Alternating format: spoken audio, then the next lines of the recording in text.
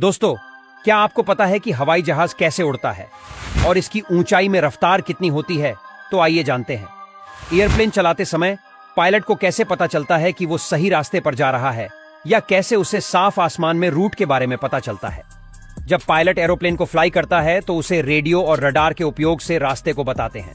इसके अलावा air traffic control होता है, जो पायलट को जानकारी देता है कि किस दिशा में उन्हें जाना है और कहां नहीं जाना है।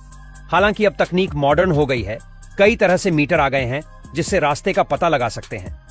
अगर आप प्राचीन समय की बात करें तो पहले पायलट रास्ते का पता जमीन, हिल, मकान और रेलवे लाइन को देखकर लगाया करते थे, जिसमें सेंसर लगते थे। पायलट का सही रास्ता दिखाने के लिए हॉरिजॉन्टल सिचुएशन इंडिकेटर का इस्तेमाल होता है। बता दे, इसे देखकर पायलट को आसानी से पता चल जाता है कि कहां जाना है।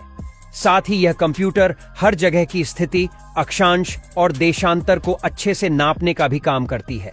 इस वजह से इसमें दुनिया के कई एयरपोर्ट के निर्देशांक भी कंप्यूटर से भरे हुए होते हैं और एक रेखा की तरह रास्ता दिखाने का भी काम करते हैं।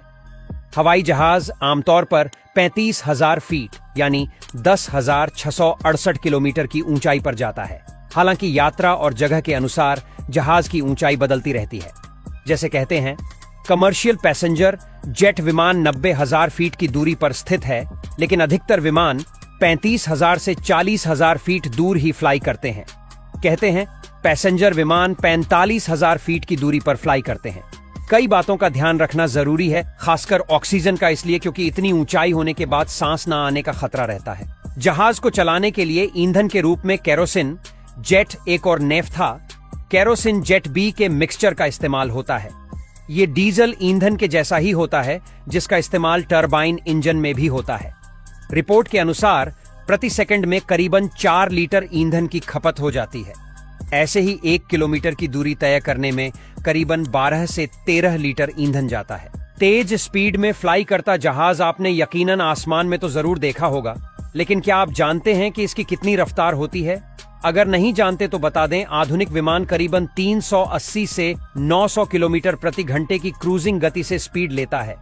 वहीं जेट करीबन 8,85,935 किलोमीटर प्रति घंटा की रफ्तार के साथ फ्लाई भरता है। प्लेन में रिवर्स गियर होने के सवाल का सीधा जवाब ना है। प्लेन में रिवर्स गियर नहीं होता है। गाड़ियों में रिवर्स गियर होता है, क्योंकि गाड़ियों को पीछे की तरफ भी चलाया जा सकता है, लेकिन प्लेन को पीछे की तरफ चलाने की जरूरत नहीं होती है।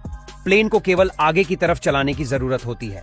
अगर प्लेन आसमान में फ्लाई कर रहा है और बैक जाने की जरूरत पड़ती है तो उसे घूम कर जाना होगा। आसमान खाली रहता है, ऐसे में प्लेन को मोड़कर बैक लाया जाता है। आपको यह जानकारी कैसी लगी, हमें कमेंट बॉक्स में जरूर बताएं।